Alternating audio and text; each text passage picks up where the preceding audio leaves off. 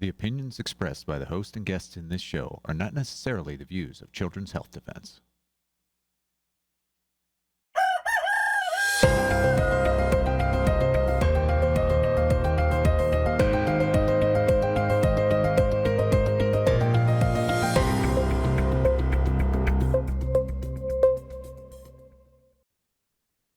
Good morning, CHD. It is Wednesday, March the 18th, 2026. We are live here at CHD TV, and we have a very fantastic show for you today. In a minute, we're going to be bringing on Rick Jaffe to talk about the federal court blocking ACIP, and then Dr. Paul Marik, cancer and metabolic healing. You're going to want to stay tuned for that. But first, let's bring up the headline. This is breaking news. Today, we were supposed to be streaming live the ACIP, but federal court blocks ACIP meeting, changes to childhood vaccine schedule. So federal court in Boston blocked a key government vaccine advisory committee from holding its scheduled meeting this week and paused changes the committee made to vaccine recommendations under U.S. Health Secretary Robert F. Kennedy Jr.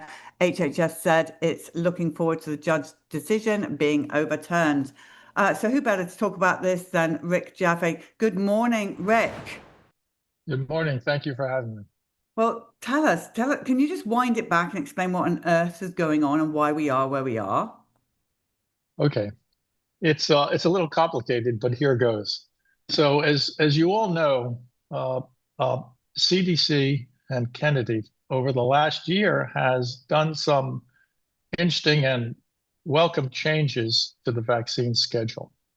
It all started with his announcement in May that he was moving the COVID shot for kids and pregnant women off the schedule. Now, remember, we're 3 years away from the end of the pandemic. And the reality is most people don't take the COVID shot or boosters anymore. And we actually filed a lawsuit about this, Cardenas versus Manaris, back in April, a month before Kennedy made this action. And then we argued that it needed to be off the schedule or shared decision-making because first, there was never any evidence that the shot had any clinical benefit to kids. And it was still emergency use authorized, and we're 3 years past the pandemic. So the next month, Kennedy actually did that and more, and that was the first action he took. And then what happened later in the fall of 2025 is CDC did what they did about the Hep B shot at birth. And then the other thing that happened is in early January, the then acting CDC director, Jim O'Neill, issued a directive moving 6 or 7 vaccines from recommended status to shared decision-making status. And that was a big thing. That was early January 5th, I believe. And the most important thing people have to understand about that decision is something which we tried to point out to the judge in the Massachusetts case. And if we start with Massachusetts, so the CDC's recommendation went from 18 immunization against 18 diseases down to 11. The COVID's off it, and the flu shot's off it, and some other things are off it too. So keep that number in mind, 11. Massachusetts, where the case was tried, only mandates 9 vaccines for K through 6th grade and 10 vaccines through high school. California, which has the most restrictive vaccine policy in the country, because they don't have a religious exemption the way Massachusetts does, only mandates 10 vaccines. So the point to be made is that all they did was moved the vaccine recommendations down to slightly above what's mandated in most states in the country. I think the state that has the most mandated vaccines is Rhode Island, maybe had 12 or 13 or 14. But there's no state in the country that recommends vaccination against the 18 diseases that ACIP used to recommend, and maybe now does in light of the judge's decision, or AAP, the pediatricians recommend. So that point was completely lost on the judge. So when they talk about, our point in our brief was, if you talk about irreparable injury, how can you show irreparable injury from that decision when the recommendation, which has no force in terms of mandate, is still greater than pretty much, than any state in the country. So I think that's going to be a problem for the judge, and I think that some court is going to find that there's no irreparable injury, which is a requirement of a preliminary injunction. And even in the footnote, the one footnote where we were sort of mentioned, CHD was sort of mentioned, because we hit this issue pretty hard in the brief. So they have no irreparable injury, and he acknowledged that it was a close case. But and the other thing that the judge just really didn't appreciate is the fact that the organization itself had no irreparable injury, because it has its own vaccine schedule in the Red Book since like 1938. So it's been doing what it's doing, and it just revised the schedule. So they put a lot of stuff before the judge that I think was factually inaccurate.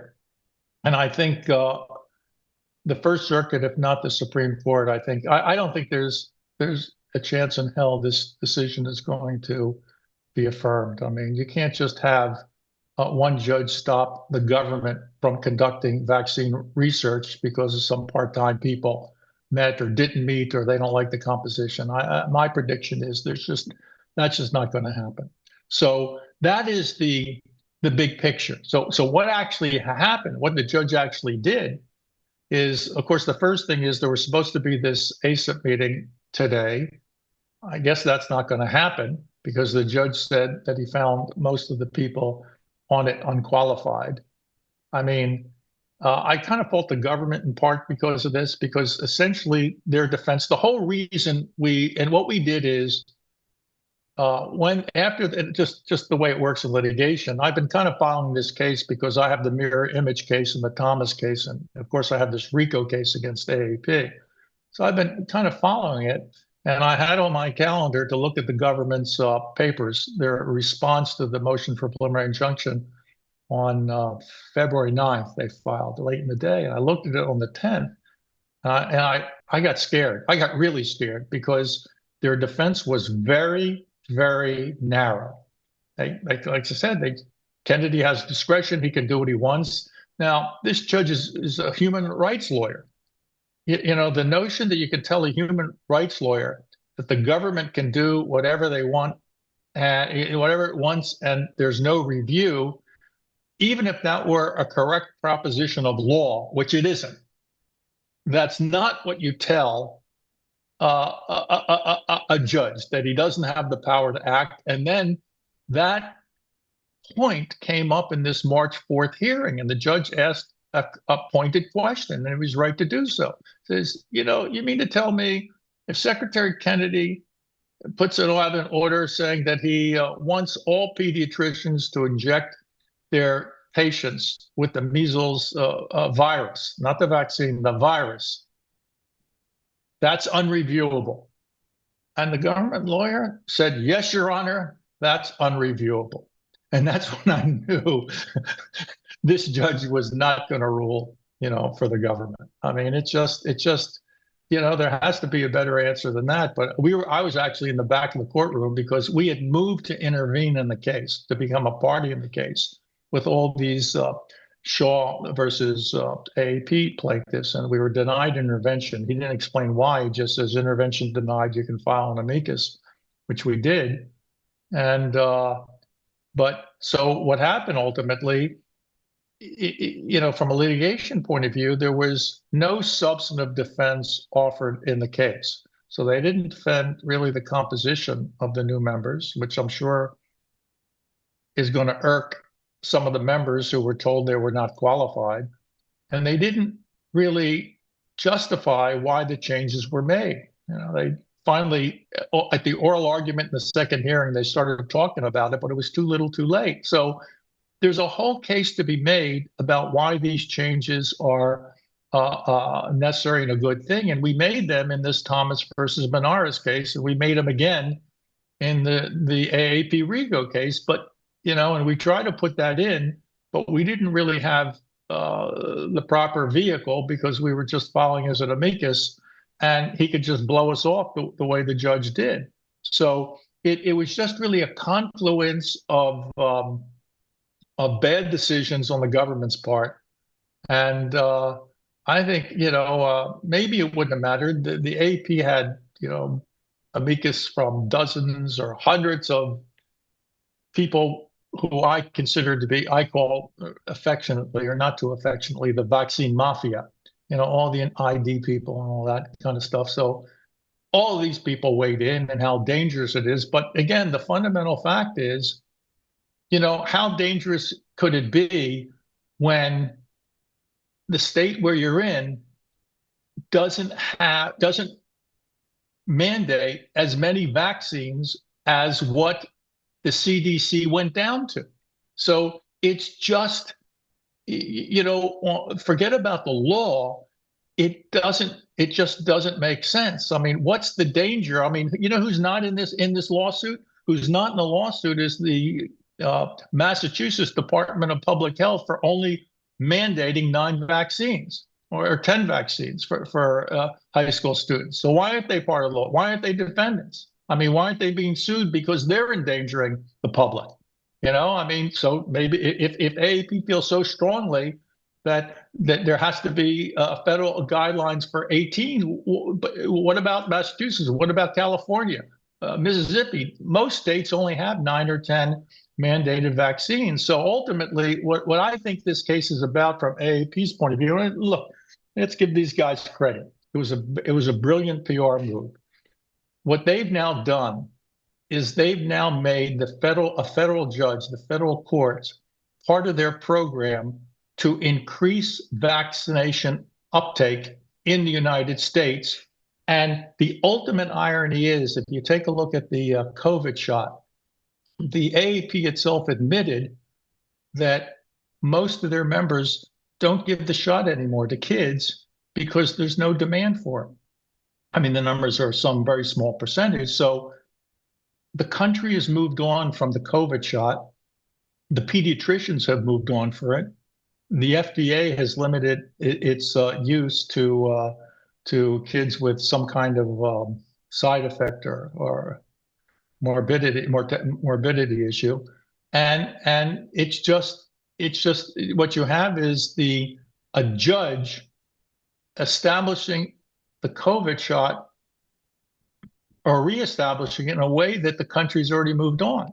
So, like I say, I it's a long decision and there's a lot to go through, but at the end of the day, I don't think the courts, probably not even the First Circuit, is going to allow a federal judge to basically stop the federal government from deciding vaccine policy because of what the AP feels about composition. I mean, what happens if there's a pandemic next week? ACIP can't meet. The government, presumably, can they do anything or they cannot do anything? Because according to the government, everything's got to go through ACIP. So it's a ridiculous decision. And, like I say, it's not going to stand. Rick, couple of questions.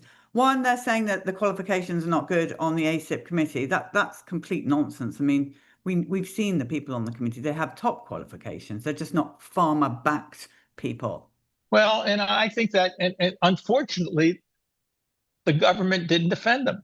They didn't defend the credentials. And I think it's pretty clear what's happened is that, the problem, it seems to me, if you take a look at, the big picture, I mean, if you take a look at the Maha report and what it says about how, declining health and all that.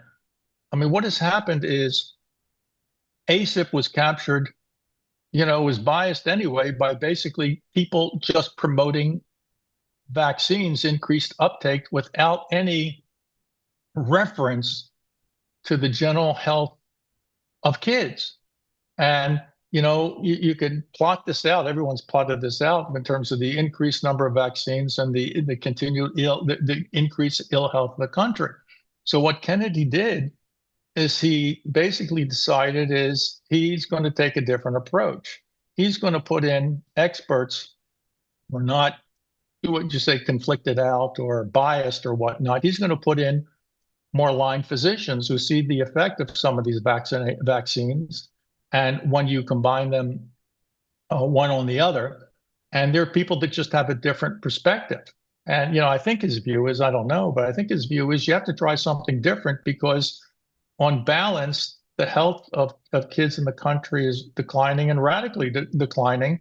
And no one's taken the blame. Everyone's just putting up their hands on the big picture level, and on the micro level. It's like why you have SIDS or SUDS or whatnot, like what Shania Carter died of, where, she gets 6 shots, 12 antigens, and is dead 9 hours later. And they have no idea why she died. None whatsoever. SUDS, right? So, no one takes responsibility for any of this stuff. So I think what Kennedy did, and I think he was right to do so, is he decided to do something different, to put people who have different perspectives. And that's what he's done. And I think ultimately, it's just, I only wish the government would have made that argument. So I have to say, if I had one message, I'll say publicly what I tried to get to him privately through others. He needs to get better lawyers. I hate to be blunt, but this strategic decision that they made to just narrowly defend his authority to act, I can't say it's going to be proven to be wrong, because if you look at the judge's decision, I mean, it goes against the no kings thing. I mean, I don't know Kennedy too well, but I don't believe he believes that his decisions are unreviewable. I mean, you can't fight the battles he fought against the government for the last 40 years and believe that once he becomes it goes into the government, his decisions are unreviewable. So that would be my view as someone that has some, passing acquaintance with him. I don't think he believes it. And so I think this was just a DOJ play. I've been a lawyer for a long time, and I do all kinds of crazy stuff. And the cynical part of me thinks that the government may have tanked the case in front of the district court intentionally, because what they tried to do is dismiss the case, and they lost for reasons I think now they should win, but they lost that. And that means the case goes forward. The problem is that the denial of a motion to dismiss is not appealable, so there's nothing they can do about it. But the grant of a preliminary injunction is appealable. So all of a sudden, you have a decision by a judge which can go up to the Court of Appeals and then the Supreme Court, and they will definitely argue, as we are going to argue, because we're going to go up to the First Circuit on the denial of our motion to intervene next week, maybe even before the government does. But standing, the ability to sue in court is determined at every stage of the litigation. So where the judge made a decision based on the facts alleged in the complaint, it's 100% clear to me that at this stage in the case, they no longer have standing. So if that's the play, if that really is the government's play, just to, pretend to make a defense and then take it up on appeal, then, that might end up working, but it's causing, if that's the case, it's causing a lot of angst to a lot of people in the short term. So we'll see whether I'm right or not. Maybe that's just a little inside, litigation. But, I just feel like they should have made a substantive defense, and we intervened to try to make that. But ultimately, that proved futile to the district court anyway. Rick Jaffe, we first of all can't thank you enough for the work that you're doing and for explaining all of this morning. on a completely different note, I want you to know that our viewers love you, Children's Health Defence love you, and we're so grateful.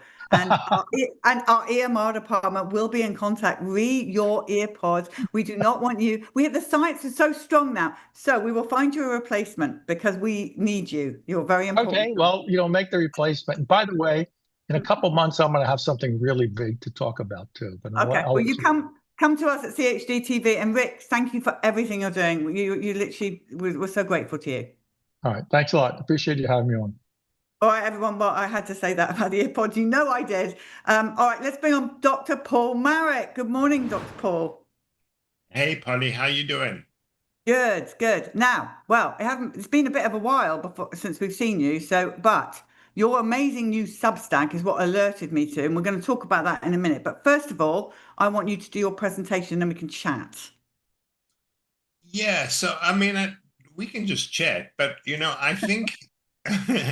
Yeah, but I love your slides. I want, particularly the round one. I want to bring that up. It's so good. So I think COVID is gone. What people don't realize is there's a new pandemic, and that is called cancer.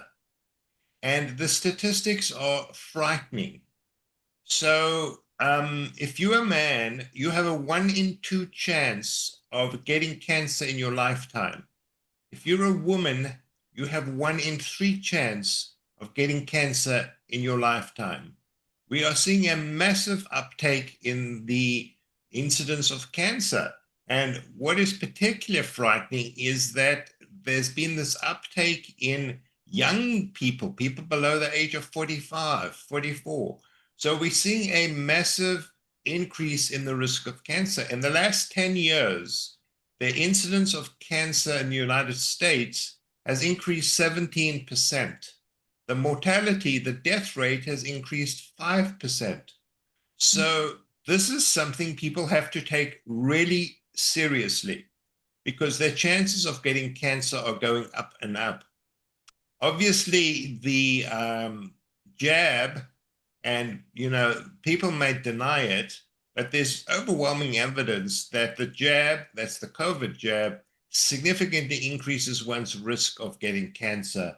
And for how long that lasts, we don't know. We know it does some really bad things. The other point is that to a large degree, cancer is a preventable disease, which is really important. About 40% of the incidence can be reduced. So there are things that people can proactively do. They need to take matters into their own hands. They can't trust what their doctors tell them. They really have to take matters into their hands if they want to avoid cancer. So probably the first thing is, metabolic syndrome and insulin resistance and obesity, which is a treatable disease. Americans just don't know how to eat. And so one of my Substacks is how to eat, because Americans eat, about 80% of them eat highly processed food. And there's been, even in peer-reviewed journal, in the JAMA, there was a paper showing that women who eat highly processed foods have a much higher risk of getting cancer. So it's not a question anymore. Eating bad food increases your risk of cancer. So Americans have to change their diet. They need to eat wholesome, healthy food, non-processed, and they need to stop snacking all day, which pushes their glucose up. Smoking and alcohol are associated with cancer. Use of pesticides and such like are associated with cancer. And then what we did is we came up with when I did this with Justice Hope, we came up with a root protocol. And so these are some simple nutraceuticals that patients can take to reduce their risk of getting cancer. The government doesn't like this. For example, vitamin D. There's a very strong association between vitamin D deficiency and cancer. Most patients who get cancer have a vitamin D level less than 20. And so it's a very simple intervention to take vitamin D. costs me I get a supply for a year, costs me about $12 for high quality vitamin D. It's a very cheap intervention. So there was a peer-reviewed study, so the purists can't argue that this was a peer-reviewed paper in a peer-reviewed journal looking at 3 interventions, and they used low-dose vitamin D. They probably did it on purpose because they wanted it to fail. They used low-dose omega-3 because they wanted it to fail, and exercise. And surprisingly, the combination of these 3 things reduced the risk of cancer by 60%. Can you believe it? 60%. You would imagine that a paper like that, which reduces the risk of cancer by 3 simple interventions, would get headlines. But it goes against Big Pharma. Big Pharma does not want to prevent cancer with cheap repurposed drugs. Cancer's big business. Chemotherapy drugs over $200 billion. It's the biggest pharma industry. So Big Pharma, they are not interested in curing cancer. They are interested in selling their toxic drugs. And so there are things that patients can do. They need to take matters in their own hand, and they need to do what they can do to reduce the risk of cancer. It's that simple. And then, Dr. Marik, I want to see that slide that we were talking about earlier, because I think our people will love it. Where are your slides? I don't know, Lou has them. Lou. Yeah. Okay. This. Talk us through this, because I think this is a great visual. Yeah, so these are the risk factors for getting cancer. And as you can see, processed foods are the most important. So we're talking about, food. If it looks like food, it's food. If it comes in a box or in a wrapper, it doesn't look like food, it's not food. And so there's a very strong association between processed foods, metabolic syndrome, insulin resistance, diabetes, Alzheimer's. They're all linked. So Americans have to stop this terrible eating habit, processed food. And then obviously there's pesticide exposure, which is somewhat difficult to avoid, but particularly in rural areas, there's a lot of pesticides that are sprayed on the crops, smoking, air pollution, indoor living. People need to get outside, antibiotics. So there are a whole host of risk factors that increase the risk of getting cancer. And many of these are avoidable. The things people can do to reduce the risk of getting cancer, because I don't know anybody who actually would want to get cancer. So this is an avoidable disease. They're modifiable factors. Certainly genetics is important and you don't have control, but these other environmental factors are really important. Sleep, exercise, food, stress reduction. These are all important in, lifestyle factors that can reduce your risk of getting cancer. So it's incredible to me, Dr. Marik, how food plays a key role in this. And I speak to a lot of people who keep asking us on a regular basis to do shows on food addiction, because they say that they crave it. They try and fast and they can't fast because they just feel faint because they haven't eaten every few hours. So how do we address that? Okay, so you ask a really good question, because I can tell you from my personal experience, I was a food addict. I am a rehabilitated food addict. I would do exactly that. I would eat all day. I would come home. I'd sit on the couch. I would eat chips and candies and sweets. And that's called food addiction or glucose addiction. And so it's a treatable disease, because now that was what I was. Now I eat 1 meal a day at 2 o'clock. And I eat real food, and I have no cravings. I have no cravings for sweets or chocolates or candies. In fact, I find them distasteful. So it's a matter of reprogramming your body metabolically. And you can do this. It's like any other addiction. You have to wean yourself. It's no different to opiates or crack cocaine. You got to wean yourself off the inciting drug. And so it takes time. And there's something called intermittent fasting or time-restricted feeding, which is what one needs to do. And you do it slowly. And you will find that over time, your cravings for these foods, these processed foods, disappear. If people say, well, they have to eat this at nighttime, they're an addict. They are a carbohydrate and high processed food addict. They have to admit they are addicted to food, and that it's an addiction just like any other food. So what you're actually showing there is really important. People need to look at the sugar and carbohydrate content of foods. And this false propaganda of low sugar, low fat, high sugar was a propaganda going back 30 years ago about fats and eggs and bacon causing heart disease. That's not what causes heart disease. It's insulin resistance and inflammation which causes heart disease. It has very little to do with cholesterol and fat. So that's a myth. You don't want to buy low fat, because if it's low in fat, it's high in sugar. So you need to look at the sugar content, but you really want to eat food. If it looks like food, it's food. If it comes in a box and a wrapper, it's processed. So people have to recognize they're food addicts. It's a treatable addiction like any other addiction. And probably the best way is, there's some very good books on intermittent feeding. Jason Fung has written probably the best book on time-related feeding. And it's not difficult to do. You can adapt it to your lifestyle. So it's not rigid, and you can, it's very flexible, and there are lots of things you can do. But as you say, diet is the central issue in our unhealthy way we live.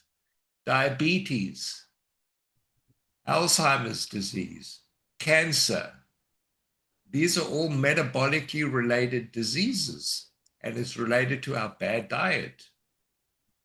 But then, sorry, carry on. And so one of the first things we do in patients who have cancer is they need to be retrained to what they eat. Cancer is a metabolic disease. Unlike what oncologists will lead you to believe, this is not due to a somatic mutation. Almost all cancers are metabolic. They feed on glucose and to some degree glutamine. So you have to change your diet so you're not feeding the cancer. It's a very simple concept. Change your diet so you don't feed the cancer.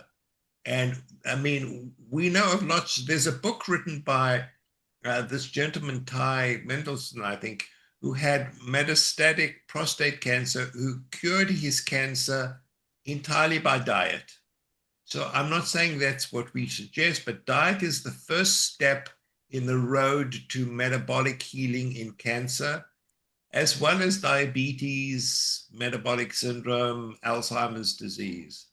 And we just, as Americans, need to understand we eat a really bad diet. And I think the new food pyramid has done an excellent job, because it was upside down before. It was upside down. So you have to give Kennedy and his team an acknowledgement for redoing the food pyramid, which is a much more healthier approach to eating. So, Dr. Marik, so what about things like natural sugars? So if you had a patient who had cancer, would you say cut out fruit, which has quite high content of sugar, right? Natural sugar. Yes. So that what they can do if they have cancer is they can get a continuous glucose monitor, so they can monitor their blood glucose level. Now, some fruits like blueberries and strawberries have the lowest glucose or glycemic index, and they can test what those fruits do.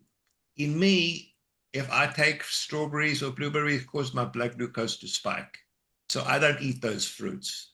So you have to decide what fruits you can eat and what fruits you can't. But as you say, many fruits are very high in glucose and cause your glucose to spike, which causes your insulin to spike, which feeds the cancer cell. So it becomes a very important component of treatment is what you eat.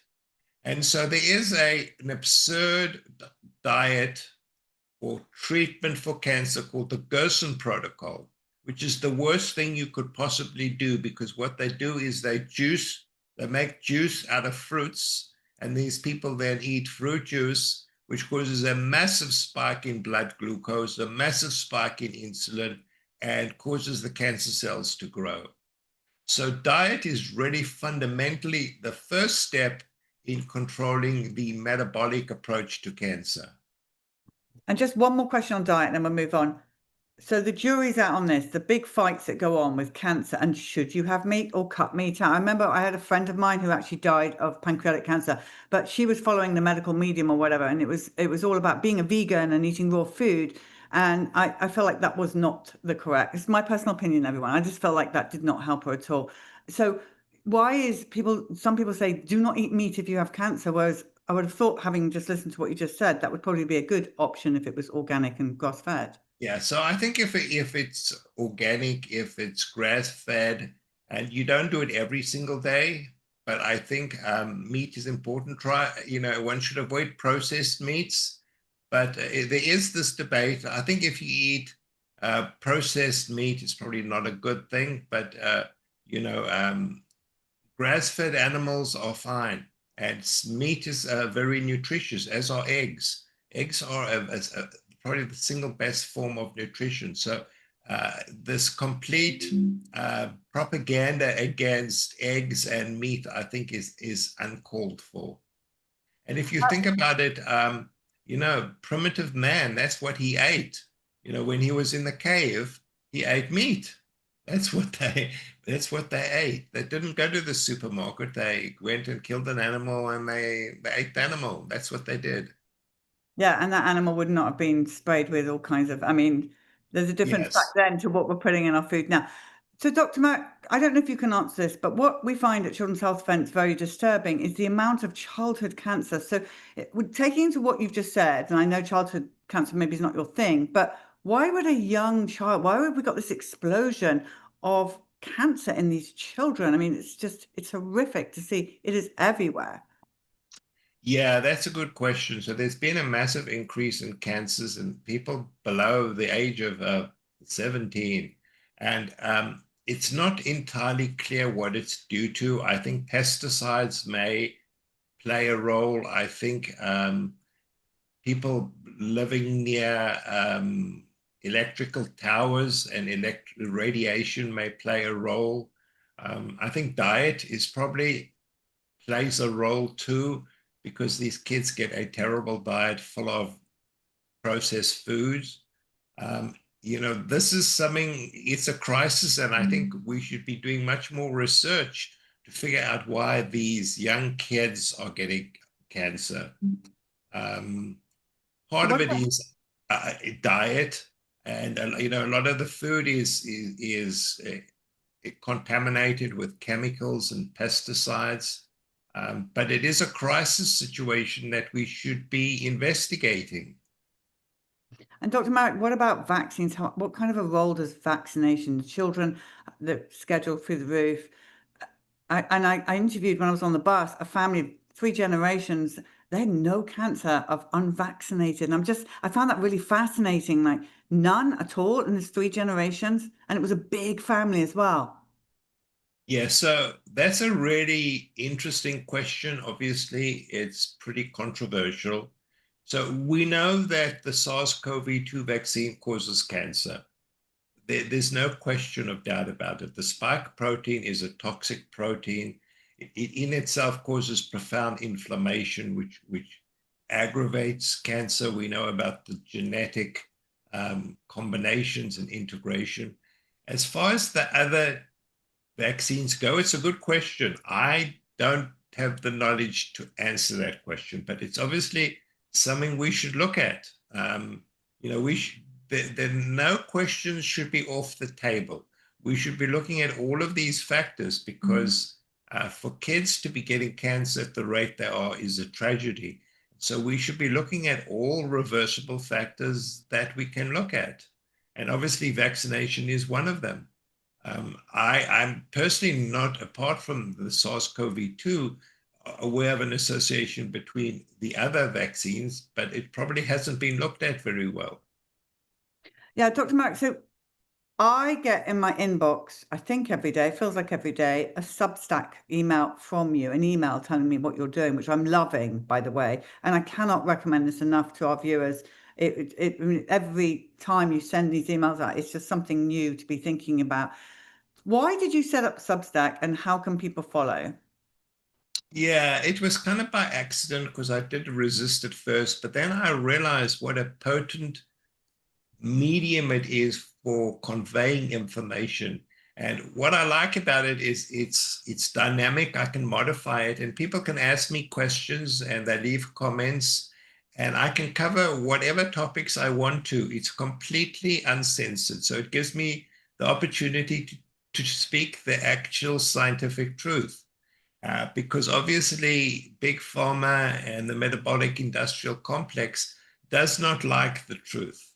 So this is an opportunity for me to speak the truth. And in fact, there are a few oncologists who have responded to me and we've engaged in a conversation, which is the way things should be. Science is never finite. It's never closed. It's an open-ended question and we're learning all the time. And so this is an opportunity for intellectual growth and to provide some really practical answers to patients to help them how to treat their cancer and to prevent cancer. We have a whole series coming up on what people can do to prevent cancer, which, as I said, it's a preventable disease. You know, people need to be aware it's a preventable disease. And it should be headline news everywhere. If what you're saying is right, which I completely 100% trust you, Dr. Marik, 1 in 2 men, 1 in 3 women, that means all of us should be following your Substack and preventing cancer. Yeah, I mean, you know, if one doesn't get cancer, you're going to know somebody who has cancer, someone in your family has cancer. So this is a disease which is going to touch everybody. And I think people need to be educated as to the causes of cancer, what you can do to decrease your risk of cancer, and the different methods of treating cancer. So chemotherapy and radiation is not the only way that you treat these diseases. And, you know, we've come up with a metabolic approach, which can be used as an adjunct to chemotherapy or as a standalone therapy. And patients should be part of the decision-making process. You know, we talk about consent and informed patients. Patients need to be informed. They need to be able to make decisions on their own. They need to have a discussion with their doctor. You know, the idea where the doctor tells the patient what to do, those days are gone. Patients must participate in their health care. And so everybody listening, Dr. Marik has set it up. So if you do not have any money, you can still see his stuff on his Substack. And if you can afford to give Dr. Marik some money to keep him going, we'd be very grateful to that as well. And Dr. Marik, we don't do enough about cancer on CHD TV. So please do come back with anything that you can to educate our people. And I know our people will be signing up for your Substack. Thank you for everything you do. Thank you. Just one last thing, you know, I still work with the IMA and we do have a webinar this evening on cancer resistance and the metabolic trap. So if people would like some more information, they can go to the imahealth.org and they can tune in to our webinar this evening. Wonderful. Thank you, Dr. Marik, for your amazing knowledge and for being on. And we look forward to having you back on again really soon. Thanks, Polly. You're always an angel to speak to. Thank you, Dr. Marik. All right, everybody. We're now going to go to Sarah. Sarah, thank you for waiting so long. Yes. Hello. My name is Sarah, for those who don't know me. I am a mom of 2 and specifically have a boy who is 4 and he is autistic. We've been on this journey for 2.5 years now, and Yeah, carry on. It's been a bittersweet journey. He was diagnosed at 2 years old. We noticed that he wasn't talking, and I was constantly told, "Oh, he's a boy, milestones are met later." So we went ahead, we got a evaluation for autism, and he was diagnosed autistic level 3. We did leave that day with no hope. We were told we'd be his caregivers for the rest of his life. We were told he wouldn't be potty trained, he'd always be nonverbal, and we were given a list of therapies that would be beneficial to him, is what we were told. And we kept getting pushed to put him in ABA therapy for 40 hours a week, but it just didn't sit right with me. How is my 2-year-old going to be in a full-time program? It's not fair. It's not fair to him. It's not fair to me. And that day when we got the diagnosis, I just started looking on my phone. What can I do to help my child who was just diagnosed? And you will see there's a lot of information out there in so many different directions, but something told me just keep scrolling. And I was able to find just a very biomedical approach on autism, which then led us to go the biomedical route, look for a doctor. We were able to find our doctor, Dr. Sean Centers, in Chandler, Arizona, which is 3 hours from where we live. But what encouraged me is that there is parents willing to share their story from Dr. Sean Centers with me, and it just encouraged me, and it just felt right. He was the right doctor for my son. I did give the office a call, scheduled a consultation, and Dr. Centers went over so much information, so much good information that I wasn't told by any other doctor. Changing the diet, removing gluten, dairy, soy, sugar, processed food to help Ezra's body, but also additional testing that your typical pediatrician doesn't order, a oats test, a mold test, additional blood work. So in the process of getting all of this done, also Dr. Centers asked me, how was your pregnancy? Where did you live? What was the environment like? And he did his own research in that area that we lived in. So when we got Ezra's lab results back, we were able to see that he had high levels of mold, which made sense because while being pregnant, before my pregnancy and his first year of life, we did live in a moldy military housing. And we had heard the stories about mold and autism, and we were shook. We were just in shock because we decided not to vaccinate our children because we've experienced in our family a vaccination injury. So I questioned myself a lot. I didn't vaccinate them. How is my child autistic? Because that's something that is out there also. But when it came back that he had high levels of mold, high levels of aluminum, heavy metals, a yeast overgrowth, it just all made sense. Then we find out he has the MTHFR, which it just ties everything together. It's not necessarily that the autism is causing all of these severe behaviors, the aggression, the being nonverbal, sensory issues. It's everything that's going on in his body. So Dr. Centers explained it to us. We're going to start treating these things one by one, and you're going to start seeing growth in him. And that's exactly what happened.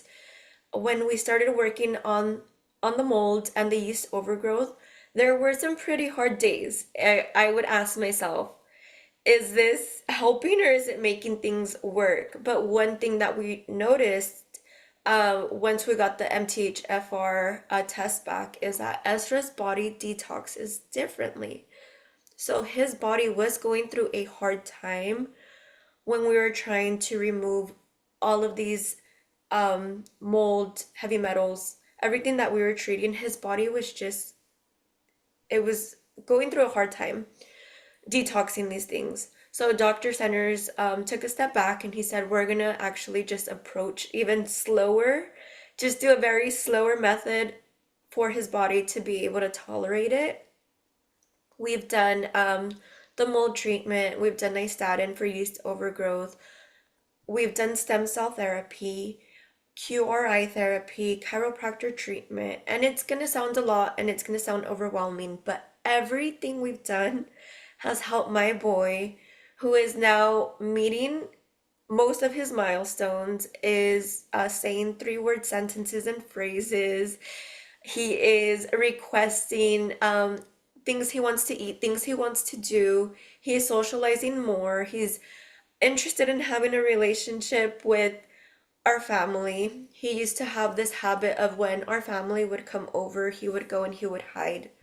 He wouldn't want to socialize with them. And now it's to the point where my mom can take him and he could spend the weekend over there because he's able to functionally communicate. Meltdowns are now 4-year-old tantrums.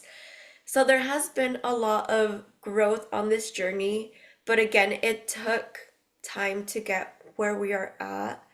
And I feel like the Western medical system let us down because we were told it'll be better if you medicate him. It'll be better if you stick him in the 40 hours of therapy. I can't imagine how much time we would have lost with our son if that's the route we would have taken. In the beginning, Sarah, yes. I have a couple of questions for you. So did you have Ezra at home? Was it a home birth? No, I did not. I did have him in a military hospital. And did they, I know you decided not to give him any vaccinations, and which must have been very hard to fight the Hep B in a military hospital. But did they give him the vitamin K either orally or via? No. And you managed to get through that in a military hospital? I'm amazed. Yes. Yes. And it was even hard because it was 2021. So, COVID was still going on. It was still a thing. It was hard. I was questioned by the doctors. I was questioned by the nurses. And I kept emphasizing, we've had vaccine injury in our family, and this is not something I am going to change my mind on. It's not something that I just decided today. This is something that when my niece had a vaccine injury, I was 17. I had Ezra at 25 and my daughter at 24.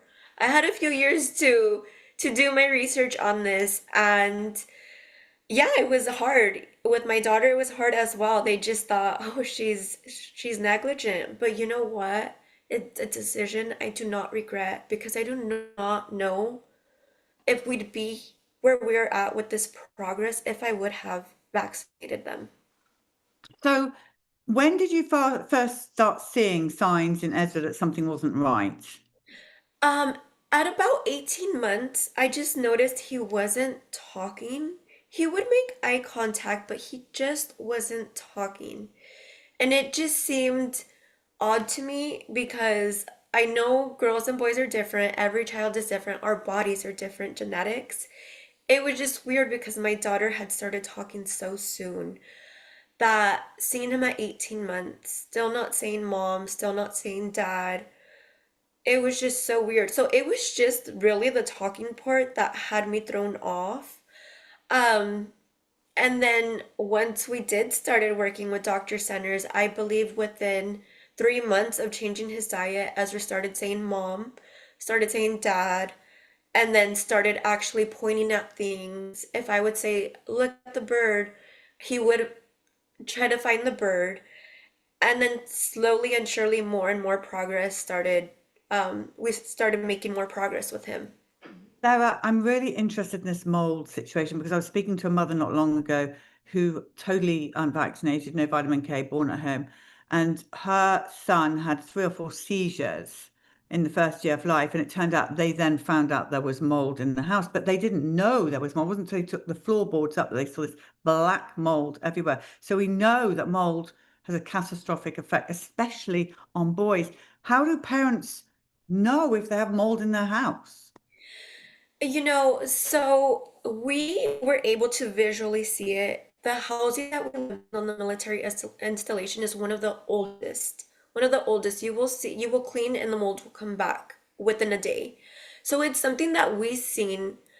Unfortunately, they were not able to switch us out of the housing due to everything already being filled on the installation. But one thing that Dr. Sanders told us when we moved into our old house is to get a ERMI test.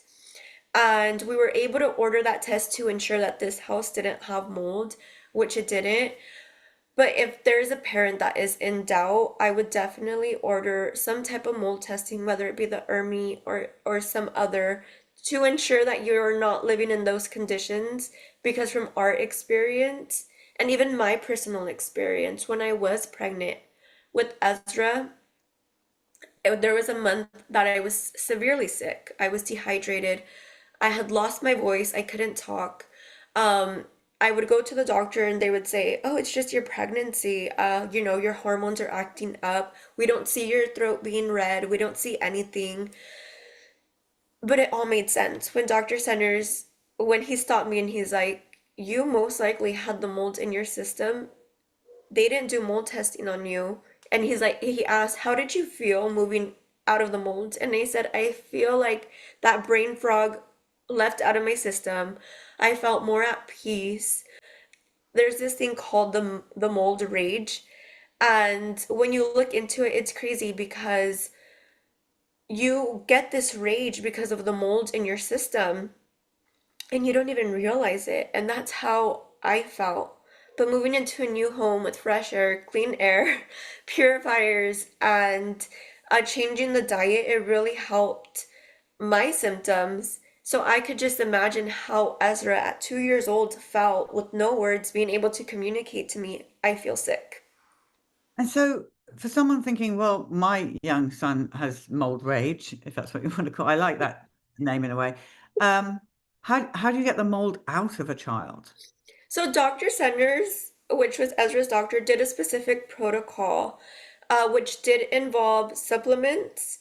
It involved essential oils, osteopathic manipulation, but most importantly, a diet, a very strict and clean diet. And specifically, we avoided any foods that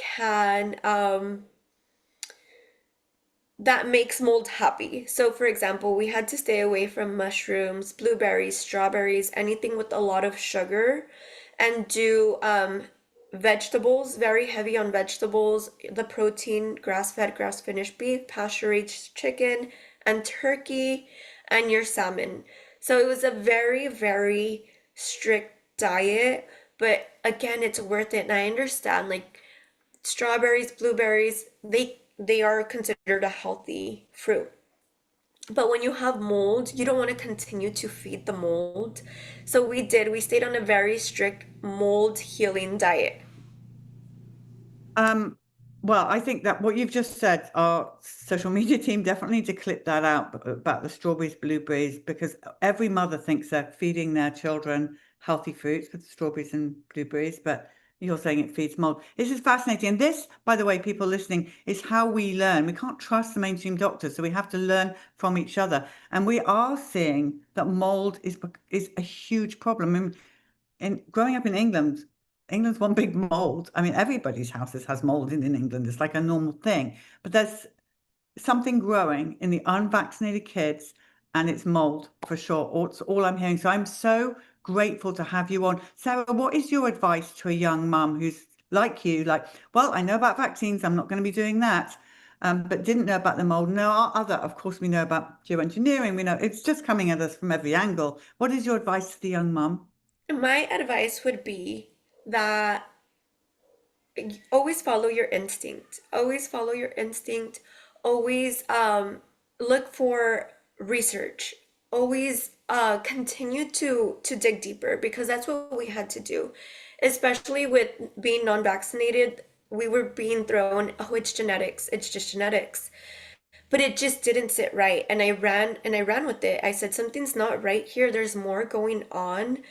So I would say continue to do your research, pick up books, go to the library, follow other moms who are doing things that your Western medicine is not telling you, because there is progress. And I'm not going to say that, progress happens overnight.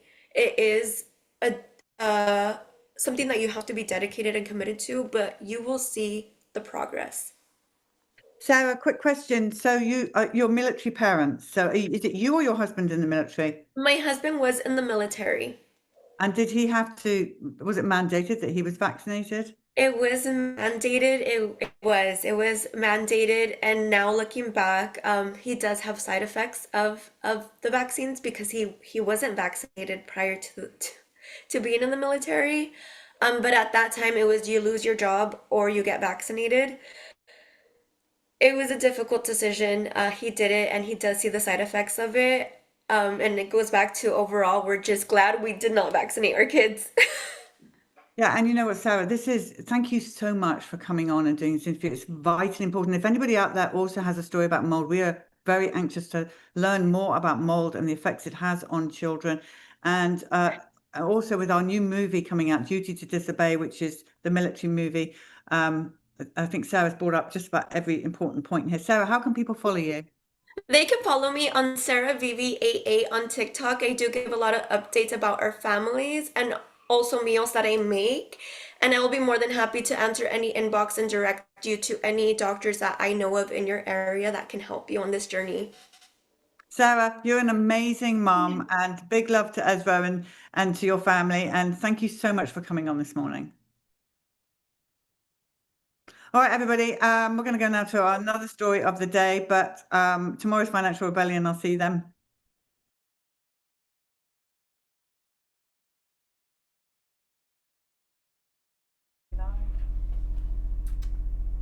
Okay, we're live. Can you tell us your name, please?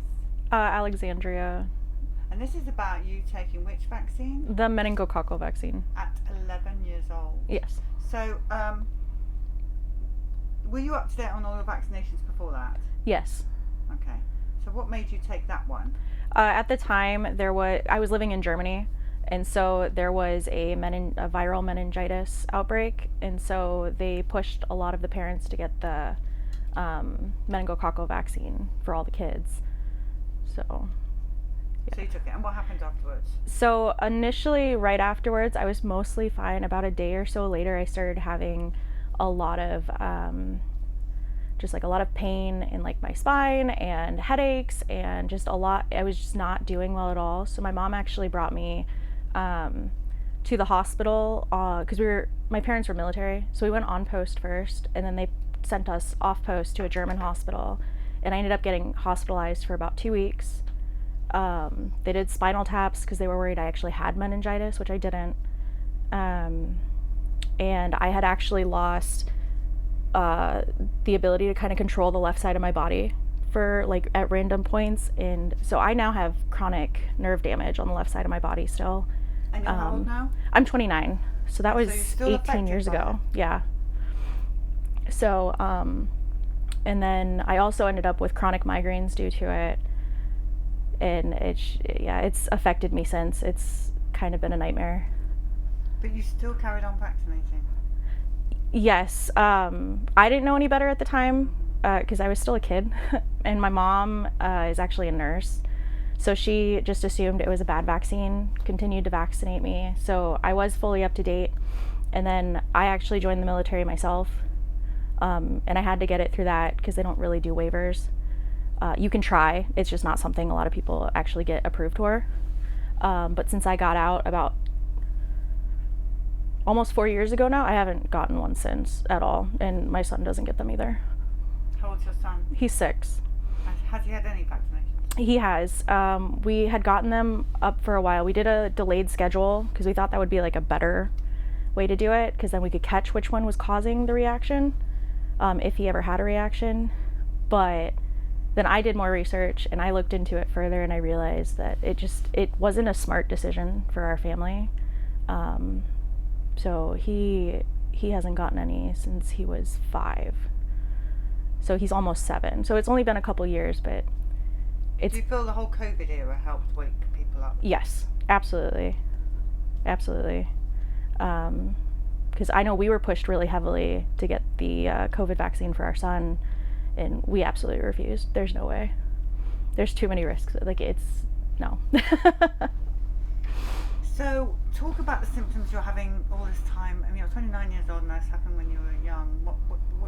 What's your day like? Did you have Gardasil as well, all those? No, I never got Gardasil. That's good, thank God. No. That was one my mom refused to get me because of all the reactions that were being talked about, and how like a couple countries had even banned it. She was like, there's absolutely no way I'm going to give that to you. So I thankfully never got that one. But the nerve damage, I have a lot of issues with like pain on my left side, as well as there are times that my leg kind of just gives out on me, my left leg, and that's the only one that like has that issue. And then I've had chronic migraines since, so I've been on and off either medications or Botox and stuff for that. So it's kind of Botox work? It does, yeah. Where do they Shockingly, they put it along the hairline all the way down, and then down the neck in here, and it basically just kind of paralyzes those muscles. That way they can't get the tension, and they can't. It basically just doesn't allow the migraines to actually work, like happen. I don't know how else to put it. It works great though. I didn't think it would, and it kind of scared me initially, but Can you feel it like paralyzed? Not The really. Botox has gone in? I mean, I can't move my forehead when I have it. I haven't gotten it in a while, but yeah, you don't really notice it. Fascinating. So what do you recommend to the young pregnant mum watching today? What do you say to her?